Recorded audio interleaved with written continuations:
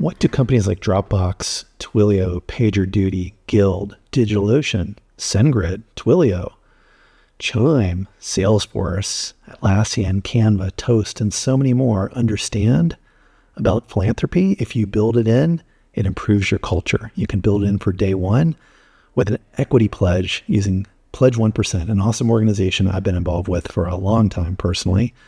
Many of us have in the venture industry. They've helped over 60 unicorn companies already formally set aside equity to fund social impact, igniting literally billions of dollars in new philanthropy. You can become part of the movement too, and this podcast episode is all about how, coming up right now on Give First.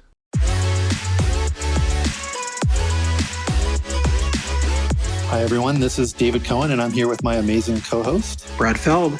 Hey, Brad. And this is the Give First podcast. And in the startup world, Give First means simply trying to help anyone, especially entrepreneurs, without any expectation of getting anything back. So we'll be talking to mentors and founders about what Give First looks like in action and how it makes great entrepreneurship possible. We polled everyone, and they said consistently that their favorite part of the show was the legal mumbo jumbo. So here it is. The following discussion is an expression of personal opinion and does not represent the opinion of Techstars or any company we discuss. Our conversations for informational purposes only, including any mention of securities or funds. This is not legal, business, investment, or tax advice and is not intended for use by any investor. Certain of Techstars funds own or may own in the future securities in some of the companies discussed in this podcast. Got it?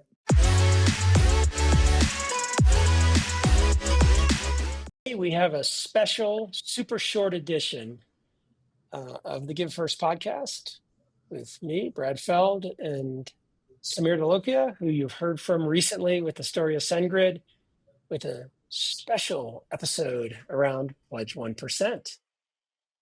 I'll start with the startup part of Pledge 1%, and I'll let Sameer talk about the scale-up part. If you read Give First, the book, versus the podcast, there's a very short section on Pledge 1%. But we'll go a little deeper into some of the things that have happened with it, what it means, and why it's something that both Sameer and I are incredibly supportive of, fans of, supporters of, and actively engaged in. The startup story started around 2006, and the origin of it was a conversation I was having with a guy named Ryan Martens. Ryan was a co-founder of Rally Software, company that some of you may know, essentially was one of the very first companies to do agile software development. They built a nice business in Boulder, Colorado, went public, got acquired by Computer Associates. They were probably the market leader for a while, and then they got their asses absolutely kicked by Jira and Atlassian. But nonetheless, still created a substantial and interesting business.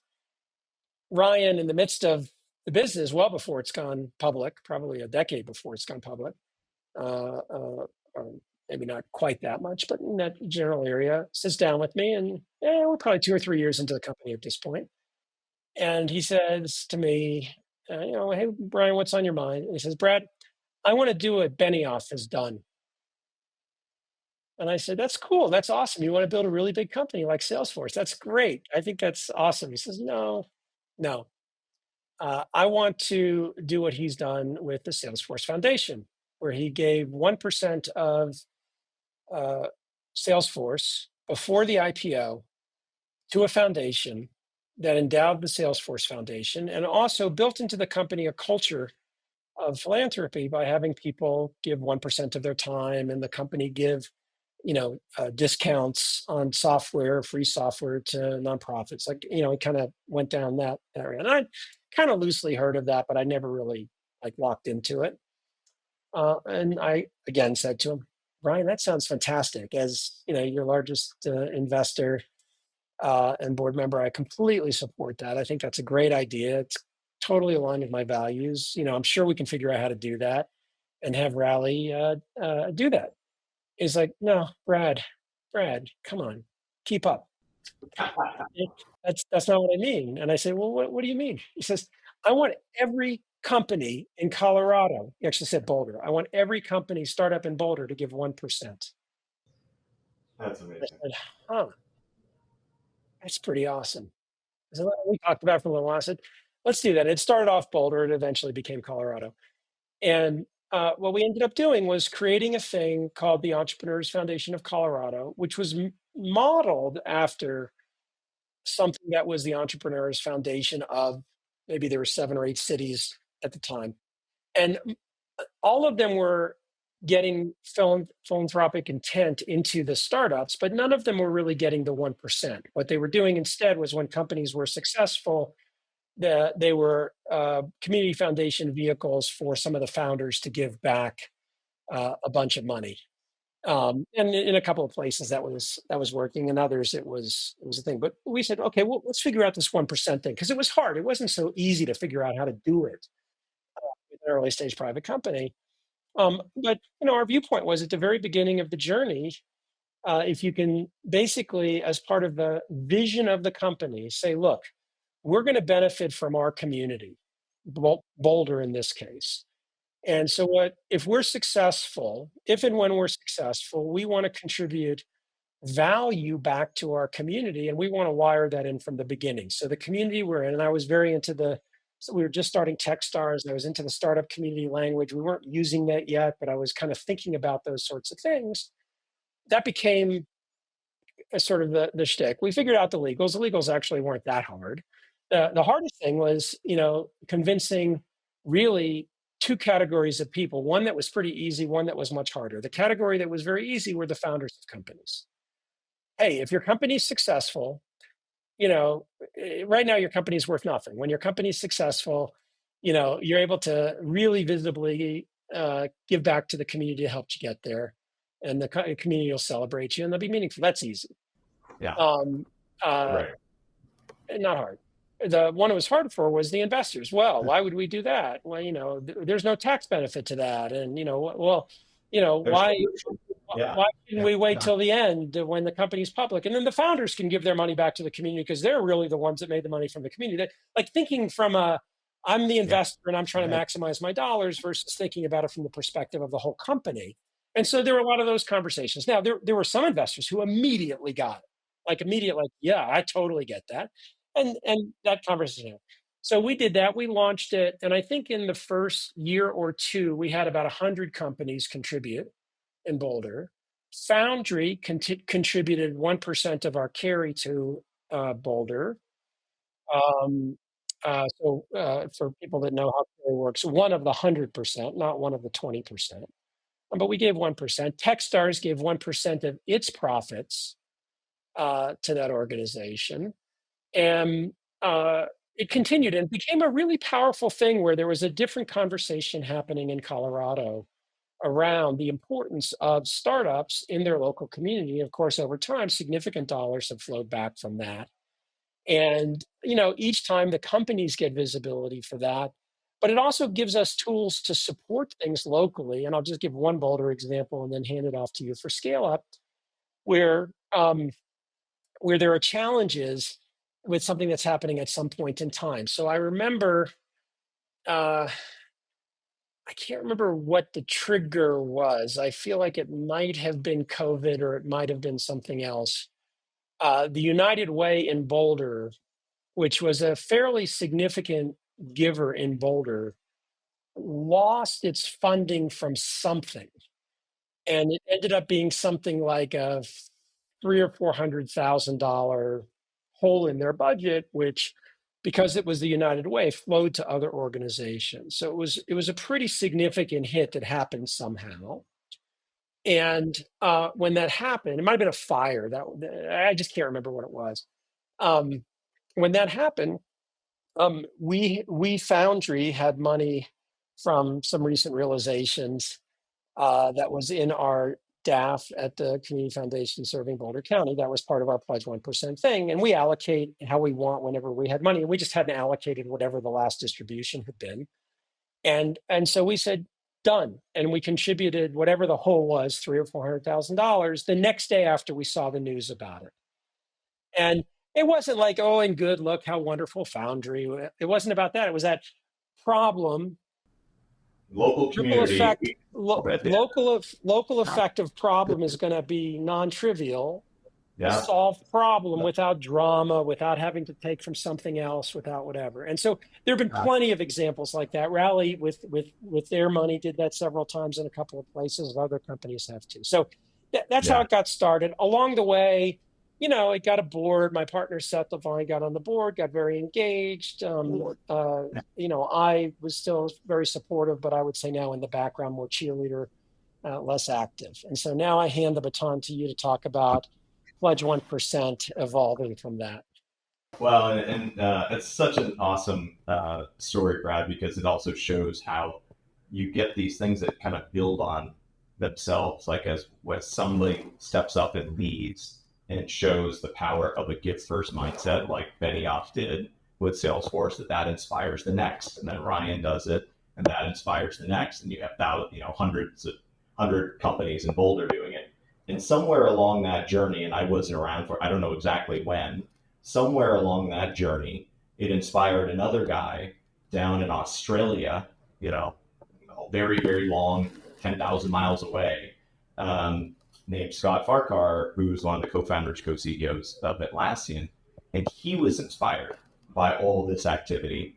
And he and his co-founder, Mike Cannon Brooks, had a deep sense of philanthropy and giving back already at the company. They had already been doing a ton.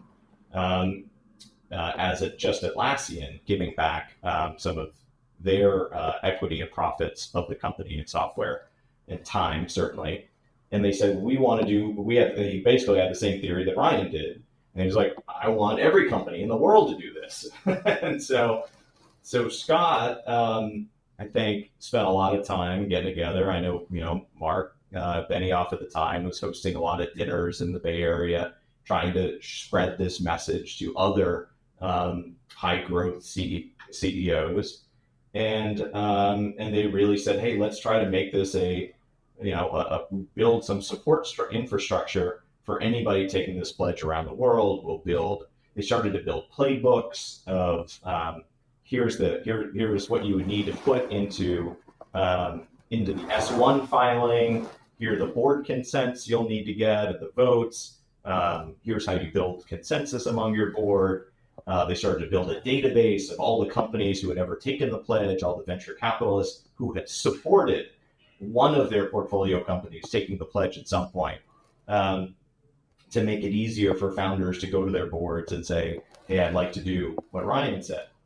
And since that time, I can't remember the exact number now. It is well north of 10,000 companies have taken the pledge.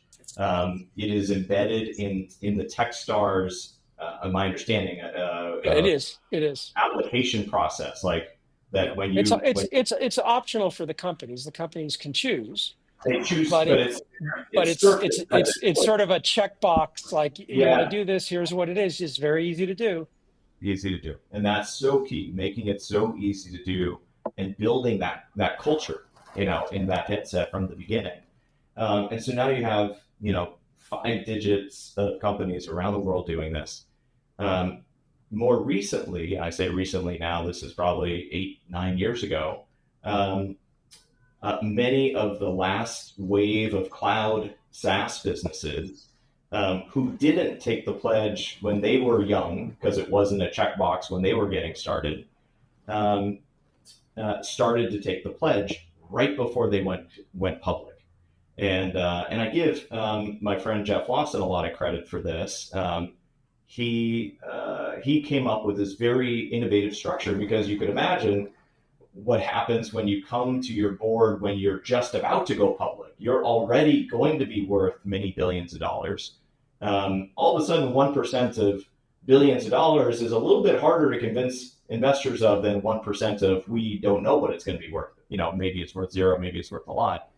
And Jeff came up with this really innovative structure that we now call the distributed pledge, which, for the benefit of time, I'll just shorten to, he simply said, I'm going to take the 1%, divide it in 10, because I'm going to do 0.1% a year for 10 years. And at the end of that, I'm going to have the self-sustaining Twilio.org foundation and structure. And that mechanism of the distributed pledge was a huge unlock for lots of SaaS CEOs to get the pledge done before the IPO if they had missed it early. SendGrid was actually one of those companies. We didn't do it early for whatever reason that I really credit Jeff because he said we were having lunch maybe, I don't know, a year before the IPO. And he said, hey, have you guys considered taking the pledge? And I said, well, I don't know, we're pretty late stage now. How would we do that? He described how he had done it, and it was like, the clouds parted, and I saw the answer. I'm like, oh, this is simple. That's clear. Went and talked to our board members, and my now partner, Byron Dieter, was my first and second calls. My old mentor and coach and dear friend, Ajay Agarwal at Bain Capital Ventures. You guys at Foundry. I mean, I had the easiest setup. I was pushing on an open door. I had tons of support from my board. Everybody immediately said yes. And but since that window of time, I'll call it 2008, maybe 2013, 2012, 13, in that past decade, those pledges from the late stage private companies in particular have generated over $3 billion worth of equity value from those 1% pledges. The $300 billion of market cap has led to $1 billion of $3 billion of equity value that are in permanent, like the apps and foundations that are going to go out to be donated to the communities in which these companies live and work. And I just think that's awesome because of the humble origins of a conversation of a Benioff starting it and a Ryan being inspired and a Scott saying, I want to make it bigger. And then it just keeps going. Everybody just pays it forward and says, let's go spread some more goodness and keep giving first. I think there's a nice bow to put around this, which is something I say endlessly to the point where people who have to listen to me probably get tired of it.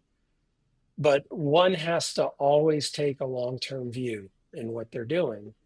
And, it can be cliche in some scenarios. It was a big deal in sort of all my language around startup communities, because one of the challenges with building startup communities was this idea that, like, let me measure how much progress we made last year versus taking a 20-year view. And even, I like to say Techstars is 19 years into its journey. Well, it can't be talking about its last year. It's 19 years into looking forward 20 years. You have no idea whether it's 20 more years or 40 more years or 100 more years, but you have to take a 20-year view forward.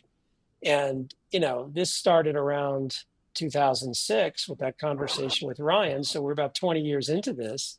Yeah. And, if you had said to Ryan, hey, Ryan, that's such a great idea. I think it's going to generate $3 billion worth of philanthropic actual giving into foundation. Now, Ryan has a big enough vision where he might have said, yeah, no problem. It should be 30 billion. Like that might have been his response, but my response would have been, that's a long way. That's a long way from here. At least I got from, at least I got from doing it just for rally to doing it for all of Boulder. So, well, thank you. Thank you for sharing that, Sameer. I mean, it's incredible what the Pledge 1% team has done. Amy, as the leader of it from the beginning, has been incredible in terms of her leadership and her ability to scale and her ability to navigate a bunch of people, not just founders, but investors who have very strong opinions. Who have very strong perspectives, including many who that perspective is, why would that work? That won't work. And like being open to those moments that when Jeff comes up with something, Jeff Lawson comes up with something like the distributed pledge, which, I can attest in the pre-public company situations I've been in that have subsequently taken the pledge. You don't lead with, we're going to give 1%. You lead with, we're going to give 0.1% every year for the next 10 years. And somebody says, oh, geez, why would we do that? And it says, well, we're going to have an evergreen option program. It's going to be this much. It's going to be much, much greater than that 0.1% every year that we're giving. And it'll just feel, it's like a super motivator for our employees and a give back to our community and a way. And all of a sudden, person's like, yeah, okay, that's Yeah, that makes sense. Dan Springer used to be the CEO of DocuSign. He would always say, it's not just the right thing to do, it's the smart thing to do. He had all these great examples from when they did it at DocuSign, and it would always show up in the employee engagement surveys as like one of the top things that made people proud to be part of the company. And so there are all these great reasons to take the pledge.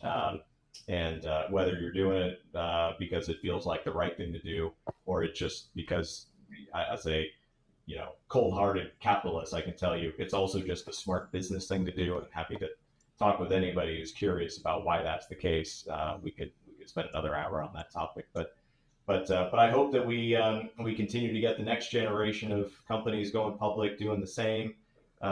Last year we had Reddit, we had Chime, we had Service Titan. All three of those recent IPOs took the pledge in the months running up to their IPO, and it's generated hundreds of millions of dollars of philanthropy. And just think about the power of that you as a founder or CEO listening, with one decision, with one conversation with your board, can have certainly 8-figure and in some cases 9-figure philanthropic impact, and have your company be a force for good. It's super powerful, super high leverage, and then hopefully you'll be like the Ryans and Scotts and Jeffs and others who then pay it forward and say, let me go evangelize and convince the next 5 to 10 or 20 CEOs to take it themselves. And that's how the movement keeps growing. But it's really fun to watch. Sameer, in my world, you are a massive overachiever. And another thing that I just thought of that you're overachieving on is I think you're now on the Give First podcast leaderboard. You're in 3rd position for number of episodes behind David Cohen and Brad Feld. So, well, that is I will take being in that company any day. Can't wait. I love being in that company. Thanks again for spending the time. Thanks, Brad. Thanks a lot for listening to the show today. We'd love to hear your feedback, ideas, or who you'd like to hear next on Give First. And please leave a rating and review, ideally a good one. And reach out anytime to podcasts@techstars.com, or on Twitter, I'm @David Cohen. See you next time. Don't forget, give first.